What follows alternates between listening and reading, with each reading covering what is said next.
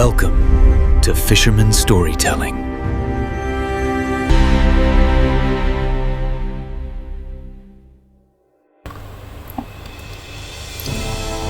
နောက်တစ်ခါမလုပ်တော့ပါဘူးကြောင်းမှန်ပါတယ်ဒီဒီခါနောက်ဆုံးမှာခွင့်လွှတ်ပေးပါဦးနော်ဒီလိုထက်ခါတောင်းပန်တဲ့တွေပေါ့ဝင်ချင်းမှာကြားဘူးတွေးမှုကြတယ်မလားမိဘနဲ့သားသမီးတွေကြားဇနီးနဲ့ခင်မွန်းတဲ့ဆက်ဆံရေးချစ်သူရည်သားဆက်ဆံရေးတွေမှာပေါ့အဲ့ဒီလိုထက်ခါပြန်ဖြစ်နေတဲ့ဆက်ဆံရေးတွေကိုလူတဘာဝဆက်ဝိုင်းလို့နာမည်ပေးကြည့်ရအောင်ကျန်းစာရဲမှာအဲ့ဒီလူတဘာဝဆက်ဝိုင်းအကြောင်းဖော်ပြထားတဲ့ကျန်းတဲ့ကျန်းရှိတယ်အဲ့ဒါကတရားသူကြီးမတ်စာအခန်းကြီး21ခန်းပါတယ်အဲ့ဒီမှာလူတဘာဝဆက်ဝိုင်းကဘယ်လိုပုံစံမျိုးလဲဆိုတော့အပြစ်လုပ်တယ်အပြစ်ဒဏ်ခံရတယ်အော်ဟစ်တောင်းပန်တယ်ကက်တင်ရှင်ပေါ်လာတော့ငြိမ်းချမ်းသွားတယ်အဲ့လိုနဲ့အပြစ်ပြန်လုပ်တယ်အပြစ်ဒဏ်ခံရတယ်အော်ဟစ်တောင်းပန်တယ်ကက်တင်ရှင်ပေါ်လာတော့ငြိမ်းချမ်းသွားပြန်ရောအဲ့ဒီလိုလူတဘာဝဆက်ဝိုင်းအကြောင်းကိုတရားသူကြီးမတ်စာထဲမှာဖော်ပြထားတယ်အဲ့ဒီထဲကကက်တင်ရှင်တရားသူကြီးတယောက်ရဲ့အကြောင်းကိုပြောပြချင်တာသူ့နာမည်ကဂီတောင်နဲ့သူဘယ်လိုထူးခြားလို့တရားသူကြီးဖြစ်လာတာလဲတကယ်တော့ဂီတောင်ကတိမ်ငယ်စိတ်ရှိတဲ့သူကြောက်တဲ့သူတမယစိတ်များတဲ့သူပါကဲကျန်းစာတွေကလူတဘာဝဆက်ဝိုင်းကြီးအကြောင်းပြန်သွားကြည့်ကြရအောင်နော်သူတို့ဘာအဖြစ်တွေလုပ်တယ်လဲအစ္စရေးလူမျိုးတွေကဘုရားသခင်ရဲ့ရှေ့မှာမကောင်းမှုတူးကြိုက်တွေအများကြီးလုပ်ကြတယ်။ဒါရဘုရားသခင်ကိုစွန့်ပြီးတော့တပါအမျိုးသားတွေရဲ့ဘုရားကိုကိုးကွယ်ကြတယ်။အဲ့တော့သူတို့ရဲ့အပြစ်ဒဏ်ကဘာလဲ။ဘုရားသခင်ရဲ့လက်တော်ကသူတို့အပေါ်ကနေဖယ်သွားတယ်။သူတို့ကိုကောက်ွယ်ဆောက်ရှောက်မှုမရှိတော့ဘူး။အဲ့ဒီအခါမိဒရန်လူမျိုးတွေရောက်လာပြီးတော့သူတို့ကို9နှစ်ပတ်လုံးဖိနှိပ်တယ်။သူတို့ဖိနှိပ်ပုံကဒီလိုအစ္စရေးလူတွေစိုက်ပျိုးပြီးလို့တင်းနှံထွက်ခါနေချိန်တိုင်းမှာသူတို့ကဝင်လာတယ်။စားစရာတွေကိုလူယူကြတယ်။ပြန်တယ်ဝါကြတယ်။တယ်ဝါလို့မနိုင်လို့ကြံနေတဲ့ဟာတွေဆိုရင်သူတို့ကအကောင်လုံးကိုဖျက်ဆီးတာ။တကူမှအကောင်တိုင်းသူတို့ချက်မထားခဲ့ဘူး။ပြီးယူသွားပြီးတော့သူတို့ကပြန်သွားတာမျိုးလည်းမလုပ်ဘူး။အဲ့ဒီနားမှာပဲတဲရီထိုးစကန်ချပြီးတော့နေတာ။ပြီးရင်သူတို့လူကြီးပဲတီးတန့်လာတာလည်းမဟုတ်ဘူးသူတို့ရဲ့သိုးတွေနွားတွေကလအုပ်တွေမှာအကုန်လုံးခေါ်ပြီးအုပ်လိုက်ကြီးကိုလာတာကျန်းစာထဲမှာဆိုရင်အဲ့ဒီမိကျွမ်းလူမျိုးတွေဘယ်လောက်များလဲဆိုတော့ဘယ်လိုဖော်ပြလဲဆိုတော့ကျိုင်းကောင်အုပ်လူပဲများပြားတယ်တဲ့အဲ့ဒါကြောင့်အစ္စရေးလူတွေကလေဖိုက်ရင်လေကိုမစားရဘူးအလုံးလုံးရင်လေအလူခံရတယ်တနေ့လုံးကြိုးစားထားတာခဏလေးနဲ့ပြက်ကုန်တယ်ဒါတွေမကဘူးသူတို့ကမိကျွမ်းလူတွေကိုကြောက်လုံးလို့ဆိုပြီးတော့ကောင်းမနေနိုင်ဂူတွေထဲတောင်ပေါ်တွေကြောက်အခေါင်းတွေထဲမှာပုံနေရတဲ့အထီတောင်မှဖြစ်တယ်ဒီလိုနဲ့အစ္စရေးလူမျိုးတွေဟာဆင်းရဲတွင်နှက်တဲ့နှက်လာကြတယ်ဒါကြောင့်သူတို့ကဘုရားသခင်စီမှာအော်ဟစ်အကူအညီတောင်းကြတယ်သူတို့ထာဝရဘုရားသခင်ကိုစွန့်ပြီးတခြားဘုရားတွေကိုကိုးကွယ်ကြတယ်လို့ဖော်ပြထားတယ်လေဒါဆိုအခုပြဿနာဖြစ်တဲ့အခါဘာဖြစ်လို့သူတို့ကိုးကွယ်တဲ့ဘုရားတွေကိုမခေါ်ဘဲနဲ့သူတို့ဆွန့်ပစ်ခဲ့တဲ့ဘုရားကိုသူတို့ဘာဖြစ်လို့ပြန်ခေါ်ရတာလဲအစ္စရေးလူမျိုးတွေကတခြားဘုရားတွေကိုကိုးကွယ်သွားပေမဲ့သူတို့ရဲ့အတွင်စိတ်ထဲမှာတော့တကယ်ဘုရားကဘယ်ဘုရားလဲဆိုတာကိုသူတို့သိနေသေးလို့ဖြစ်ပါတယ်သူတို့ကမိဒရန်လူမျိုးတွေကိုးကွယ်တဲ့ဘာလဘုရားအာရှတရုပ်ထုတွေကိုကိုးကွယ်ကြတယ်သူတို့ဘာဖြစ်လို့အဲ့ဒီလိုကိုးကွယ်ကြတာလဲပေါ့ဝင်ခြင်းကမိဒရန်လူတွေလိုဖြစ်ချင်လို့ဖြစ်တယ်မိဒရန်လူတွေကဖျားတွေအများကြီးရှိတယ်စိုက်ပျိုးရေးကောင်းအောင်ဆိုရင်ဖျားတစ်ပါးကျန်းမာရေးကောင်းအောင်လို့ဖျားတစ်ပါးစစ်တိုက်တာစစ်နိုင်ရအောင်လို့ဖျားတစ်ပါးစသဖြင့်ဖျားမျိုးစုံရှိပါတယ်အဲ့ဒီမိဒရန်လူမျိုးတွေကိုကြည့်ပြီးတော့သူတို့လိုဖြစ်ချင်တဲ့အတွက်ကြောင့်သူတို့ကိုးကွယ်တဲ့ဖျားတွေကိုအစ္စရေးလူမျိုးတွေကလိုက်ပြီးကိုးကွယ်ပါတယ်ဒါပေမဲ့တကယ်ဒုက္ခရောက်လာတဲ့အချိန်ကျတော့အဲ့ဒီရုပ်ထုတွေကမကယ်နိုင်ဘူးသူတို့ဆုံးဖြတ်တဲ့ဖခင်ကပဲသူတို့ကိုကယ်နိုင်တယ်ဆိုတာသူတို့သိတယ်တနည်းအားဖြင့်သူတို့ကဖခင်သခင်ကိုမသိတာမဟုတ်ဘူးသိလျက်နဲ့မေ့သွားကြတာပါဒါကြောင့်မို့လို့ ဒီတရားသူကြီးမဆာထဲမှာဆိုရင်အစ္စရေးလူမျိုးတွေဟာဒုက္ခရောက်တဲ့အချိန်တိုင်းမှာထာဝရဘုရားအားအော်ဟစ်ကြသည်ဆိုတာကိုထပ်ခါဖော်ပြနေပါတယ်လူတွေကအဆင်ပြေရင်တခြားအရာတွေနောက်ကိုလိုက်တက်ပြီးတော့အဆင်မပြေတဲ့အခါကျတော့တကယ်အားကိုးရတာကဘာလဲဆိုတာကိုပြန်သတိရလာတတ်တယ်ဆိုတာကိုဖော်ပြနေပါပါအပြေစာအမျိုးယောရှသားဂီတောင်ဟာစပစ်တီနဲ့ကျင်းထဲမှာဂျုံထောင်းနေတယ်ပုံမှန်ဆိုရင်လေတိုက်တဲ့နေရာမှာဂျုံထောင်းရတာမိတွင်လူမျိုးတွေကိုကြောက်လို့ဂီတောင်ကကျင်းထဲမှာဂျုံထောင်းနေတာပါအဲ့ဒီအချိန်ဘုရားသခင်ရဲ့ကောင်းကင်တမန်ပေါ်လာပြီးတော့ခေါ်အားကြီးတဲ့စစ်သူရဲ့မင်းနဲ့အတူဘုရားသခင်ရှိတယ်လို့ပြောလိုက်တယ်ယောသအကြောင်းတော်ကယောသနဲ့အတူဘုရားသခင်ရှိလို့ပြုလေသမျှပြောလေသမျှအောင်မြင်တယ်လေအဲ့တော့ဒီစကားကိုဂီတောင်ကြားတဲ့အခါစဉ်းစားပြီးပေါ့ဘုရားသခင်အတူရှိရလဲပြောသေးတယ်ခံလိုက်ရတဲ့ဒုက္ခတွေဆိုတာနည်းတာမဟုတ်ဘူးဆိုပြီးတော့ပေါ့ဒါနဲ့ကောင်းကင်တမန်ကိုသူပြန်ပြောတယ်ဘုရားသခင်အတူရှိရဆိုပြီးဘာဖြစ်လို့ဒီလိုဒုက္ခတွေရောက်နေတာလဲကျွန်တော်တို့ရဲ့ဘိုးဘေးတွေကိုဘုရားသခင်ကအံ့ဩစရာတဘာဝလွန်တကူတွေနဲ့အီဂျစ်ပြည်ကနေခေါ်ထုတ်လာတာဆိုအဲ့လိုအံ့ဩစရာတကူတွေဘယ်ရောက်ကုန်ပြီလဲအခုဘုရားသခင်ကကျွန်တော်တို့ကိုစွန့်ပြီးတော့မိကျွမ်းလူတွေလက်ထဲအပ်ထားတာပဲလို့ပြန်ပြောလိုက်တယ်အဲ့ဒီအခါကောင်းကင်တမန်ကဣသရေလတွေကိုမိကျွမ်းလူတွေလက်ထဲကနေမင်းကဲ့တင်ရမယ်လို့ပြောလိုက်တယ်အဲ့ဒီခါဂီတောင်ကကျွန်တော်ဘယ်လိုလုပ်နိုင်ပါလဲမနာရှိအနွယ်ထဲမှာကျွန်တော်ဆွေမျိုးတွေကအနှိမ့်ကြဆုံးပါ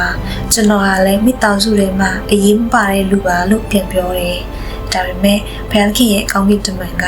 ဘုရားသခင်မင်းနဲ့အတူရှိနေမှာဖြစ်လို့လူတယောက်ကိုပဲတိုက်ရတယ်လို့မျိုးမိဒရန်တစ်မျိုးလုံးကိုမင်းအလွယ်တကူတိုက်နိုင်လိမ့်မယ်လို့ပြန်ပြောတယ်ဒါနဲ့ဂီတောင်ကကျွန်တော်နဲ့အခုလိုစကားပြောခဲ့တယ်ဆိုတဲ့သက်သေကိုလိုချင်ပါတယ်ကျွန်တော်လက်ဆောင်ဆက်သားပါမယ်ကျွန်တော်လက်ဆောင်ကိုလက်ခံရင်ဒါဟာသက်သေဖြစ်ပါမယ်လို့ပြောပြီးတော့ထွက်သွားတယ်စိတ်ကလေးတစ်ကောင်ကိုချက်ပြုတ်ပြင်ဆင်တစည်းမဲ့မုံလောက်တယ်စိတ်သားကိုတောင်းတဲ့ထဲအရီကိုအိုးတဲ့ထဲပြီးကောင်းကင်တမန်စီပြန်လာဆက်သားတယ်ကောင်းကင်တမန်ကမုံကိုကြောက်တုံးမုံကိုတင်ပါအသားပြုတ်ရည်တွေကိုလောင်းလိုက်ပါလို့ပြောတော့ဂီတောင်ကပြောတဲ့အတိုင်းပဲလုပ်လိုက်တယ်။ကောင်းကင်တမန်ကအသားနဲ့မုံတွေကိုလက်ထဲကတောင်ဝင်းနဲ့တို့လိုက်တယ်။အဲဒီအခါကြောက်တုံးကမိထားတောက်ပြီးအသားနဲ့မုံတွေလောင်ကျွတ်သွားတယ်။ကောင်းကင်တမန်လည်းသူရှိကနေပျောက်သွားရော။အဲ့ဒီအရက်မှာဂီတောင်ကဘုရားသခင်အတွက်ရစ်ပလင်တည်ပြီးတော့ယေဟောဝါရှလုံလို့နာမည်ပေးလိုက်တယ်။အဲ့ဒီညမှာဘုရားသခင်ကဂီတောင်ကိုအလုပ်တစ်ခုခိုင်းတယ်။မင်းအဖေရဲ့ဘာလာရစ်ပလင်ကိုဖြိုချပြီးအဲ့ဒီဘေးမှာရှိတဲ့ကိုခွဲရတစ်တိုင်ကိုလည်းခုတ်လဲပစ်ပါ။မင်းအဖေရဲ့9နှစ်သားအရွယ်ဒုတိယနွားထီးပြိုကိုယူလာပါ။ဒီကုန်းပေါ်မှာကြောက်တုံတွေစီပြီးဘုရားသခင်အတွက်ပူဇော်ရပလင်ကိုတည်ပါ။ခုတ်လဲထားတဲ့တစ်တိုင်ကိုထင်းဆိုင်ပြီးတော့အဲ့ဒီနွားထီးပြိုကိုမီးရှို့ရအလူအဖြစ်ပူဇော်ပါလို့ပြောတယ်။ဒါနဲ့ဂီတောင်ကသူ့ရဲ့ကြုံ10ယောက်ကိုခေါ်ပြီးတော့ဘုရားသခင်ပြောတဲ့အတိုင်းလုပ်တယ်။ဒါပေမဲ့ဖခင်နဲ့အိမ်သားတွေမြို့သားတွေကိုကြောက်တဲ့အတွက်ကြောင့်နေ့အချိန်မှမလုပ်ရဲပဲနဲ့ညအချိန်မှလုပ်တယ်။နောက်နေ့မနေ့စောစောမှမြို့သားတွေဟာပြိုပြဲနေတဲ့ဘာလာပလင်ကိုတွေ့တဲ့အခါဘသူလက်ချက်လဲဆိုပြီးအချင်းချင်းမေးမြန်းစုံစမ်းကြတယ်။ယောရှရဲ့သားဂီတောင်ရဲ့လက်ချက်စွာသိတဲ့အခါယောရှစီကိုတွားပြီးခဏသားကိုထုတ်ပေးပါသူ့ကိုတပ်ပြရမယ်ဆိုပြီးပြောကြတယ်။အဲ့ဒီအခါယောရှကရန်ရှာနေတဲ့သူတွေကိုခင်ဗျားတို့ကဘာလာဖယားဘက်ကနေရှင်းနေလိုက်ပေးနေကြတာလားဘာလာကိုကင်တင်မလို့လားဘာလာဘက်ရတူမှန်တယ်မြတ်ဒီမနေ့အသက်ခံရမယ်ဖြိုချခံလိုက်ရတာကဘာလာပလင်လေဘာလာဟာဖယားမရင်သူကိုယ်တိုင်သူ့ပလင်ကိုပြန်တိဆောက်ပါစေဆိုပြီးပြောလိုက်တယ်ပြီးတော့အဲ့ဒီနေ့မှပဲဂီတောင်ကိုယေရုဘာလာလို့နာမည်ပေးလိုက်တယ်အဓိပ္ပာယ်ကတော့ဘာလာနဲ့အမှုဖြစ်တဲ့သူမိဒရန်လူတွေအာမလက်လူတွေအရှိတိုင်းသားတွေပေါင်းပြီးတော့ရေစရေလက်ကြိုက်ဝမ်းမှာတက်ချနေကြတယ်။အဲ့ဒီအချိန်မှာဘုရားသခင်ရဲ့သက်ရှင်သောဝိညာဉ်တော်ကဂီတောင်ပေါ်ကိုတက်ရောက်လာတယ်။သူတကူမှုတ်လိုက်တဲ့အခါအပြေစာအမျိုးသားတွေကသူ့နောက်လိုက်ဖို့စုယုံလာကြတယ်။အပြေစာအမျိုးသားဆိုတာကမနာရှိမျိုးနွယ်တွေကအပြေစာဘိုးဘေးကဆင်သက်လာတဲ့မျိုးရိုးတွေပါမနာရှိနေမီတစ်ချောင်းလုံးကိုတမန်တွေလွတ်လိုက်တဲ့အခါသူတို့တွေကလည်းဂီတောင်နောက်ကိုလိုက်ဖို့စုယုံလာကြတယ်။အာရှာနေမီဇာဘူးလုံနေမီနာတလီနေမီတွေကိုလည်းတမန်တွေလွတ်တဲ့အခါသူတို့လည်းရောက်ရှိလာကြတယ်။ ကီးတောင်ကဘုရားသခင်စီကတသက်ကိုရပူသွားပါပြီဒါပေမဲ့သူမကြည်နိုင်သေးဘူးသူမယုံကြည်နိုင်သေးဘူးသူ့ကိုတုံးပြီးဣသရေလကိုမိဒျန်တွေလက်ကကဲ့မယ်ဆိုတော့သူရနှုံပြည့်သူမယုံကြည်နိုင်သေးဘူးဒါကြောင့်သူဘုရားသခင်ကိုထပ်ပြီးတော့ပြောတယ်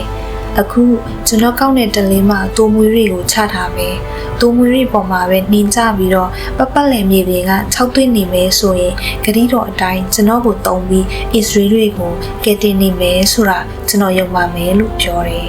အဲ့ဒီအတိုင်းပဲဖြစ်လာတယ်နောက်နေ့မနေ့စောစောထပြီးတိုးမွေးကိုညှစ်ချလိုက်တာနင်းရည်တွေဖလားကြီးတစ်လုံးအပြည့်တောင်ရတယ်ဒါပေမဲ့ကီးတောင်ကကြည်နိုင်သေးဘူးစိတ်ဆိုးပါနဲ့တစ်ချိန်ပဲထပ်ပြီးတောင်းဆိုပါရစေတိုးမွေးနဲ့ထပ်ပြီးစံတပ်ပါရစေမြေပြင်ပေါ်မှာနှင်းတွေကြားပြီးတိုးမွေးကတော့6တွေ့နေပါစေလို့ဘုရားသခင်ကိုပြောတယ်သူပြောတဲ့အတိုင်းပဲအဲ့ဒီညမှာဘုရားသခင်လှုပ်ပေးတယ်မြေပြင်ပေါ်မှာနှင်းတွေကြားနေပြီးဆူရွှဲနေပြီမဲ့တိုးမွေးကတော့6တွေ့နေတာပါပဲအဲ့ဒီအခါကျမှပဲကီးတောင်ကဘုရားသခင်အပေါ်မှာယာနှုံးပြည့်ယုံကြည်သွားတော့တယ်အဲ့ဒီနောက်ယေရုပါလာလို့ခေါ်တဲ့ကီးတောင်နဲ့သူလူတွေကစောစောထပြီးဟာရုတ်ဆန်းရည်နားမှာတက်ချကြတယ်မိတွင်တက်ကတော့မြောက်ဖက်မော်ရီတောင်ကုန်းနာကစိုက်ဝင်လွင်ပြင်မှာတက်ချထားကြတယ်ဘုရားသခင်ကကီးတောင်ကိုမင်းနဲ့အတူပါလာတဲ့လူတွေအယမ်းများနေတယ်တကယ်လို့မိကျွမ်းလူတွေကိုသာမင်းတို့လက်ထက်အပ်လိုက်ရင်ငါတို့လုံနိုင်လို့ငါတို့တိုက်နိုင်လို့အောင်ပွဲခံတာဆိုပြီးတော့ကြွားဝနေကြလိမ့်မယ်ဒါကြောင့်ကြောက်တဲ့သူတွေအိမ်ပြန်သွားကြဆိုပြီးပြောခိုင်းလိုက်တယ်။ကီးတောင်အဲ့လိုကြောက်တဲ့သူတွေပြန်ကြလို့ပြောလိုက်တဲ့အခါလူ2200အိမ်ပြန်သွားကြပြီးတော့1000ပဲကျန်ခဲ့တော့တယ်။ဒီခါဘုရားသခင်ကကီးတောင်ကိုလူသိမ့်များနေသေးတယ်။သူတို့ကငါစံတက်ချင်လို့စံကြောင်းစီခေါ်သွားပါ။ဘသူလိုက်ရမယ်ဘသူမလိုက်ရဘူးဆိုတာငါပြောမယ်လို့ပြောတယ်။ဒါနဲ့ကီးတောင်ကလူတွေကိုစံကြောင်းစီခေါ်သွားတယ်။ဘုရားသခင်ကကီးတောင်ကိုရေကိုလက်ခုပ်နဲ့ခတ်ပြီးခွေးလိုတောက်တဲ့သူတွေကိုတစုခွဲထားဒူးထောက်ရင်ရေကိုဝစ်ပြီးတောက်တဲ့သူတွေကိုတစုခွဲထားလို့မှာလိုက်တယ်။ရေကိုလက်ခုပ်နဲ့ခတ်တောက်တဲ့လူပေါင်း300ရှိတယ်။ကျန်တဲ့သူအလုံးကဒူးထောက်ရင်ရေကိုဝစ်ပြီးတော့တောက်ကြတယ်။အဲ့ဒီအခါဘုရားသခင်ကရေကိုလက်ခုပ်နဲ့ခတ်ပြီးတောက်တဲ့လူ300ရဲနဲ့မင်းကိုငါကဲမယ်မိရွယ်လူတွေကိုမင်းလက်ထဲအပ်မယ်ကျန်တဲ့သူအားလုံးကိုတော့အိမ်ပြန်ခံလိုက်ပါလို့ကီးတောင်ပြောတယ်ကီးတောင်မှာလူ300ပဲကျန်ခဲ့တော့တယ်အဲ့ဒီလူ300နဲ့သဘုတ်တရားတဲလုံးမကများပြားတဲ့မိရွယ်စစ်တိုက်ကိုတိုက်ဖို့ဆိုတာဘယ်လိုမှမဖြစ်နိုင်ပါဘူးဒါပေမဲ့ကီးတောင်လုံးဝမကြောက်တော့ဘူးဘာဖြစ်လို့လဲဆိုတော့ဘုရားသခင်စီကတိကျတဲ့သက်သေကိုသူရထားပြီးသားလေတစ်စက်နားနဲ့ကြားတာမဟုတ်ဘူးသူများတွေပြောတာနဲ့သူသိရတာမဟုတ်ဘူးသူကိုယ်တိုင်တည်တည်ချာချာစမ်းသပ်ပြီးမှရထားတဲ့သက်သေဖြစ်တဲ့အတွက်ကြောင့်မို့သူလုံးဝကိုယုံကြည်စိတ်ချပါတယ်ဒီလူ300နဲ့မိတွင်စစ်တပ်ကြီးကိုသူတိုက်နိုင်ပါတယ်သူယုံကြည်တယ်ဘုရားသခင်ကဂီးတောင်နဲ့သူ့လူ300ကိုတုံးပြီးမိတွင်စစ်တပ်ကြီးကိုဘယ်လိုတိုက်မယ်ဆိုတာကိုတော့နောက်အပိုင်းမှာစကြည့်ရအောင်နော်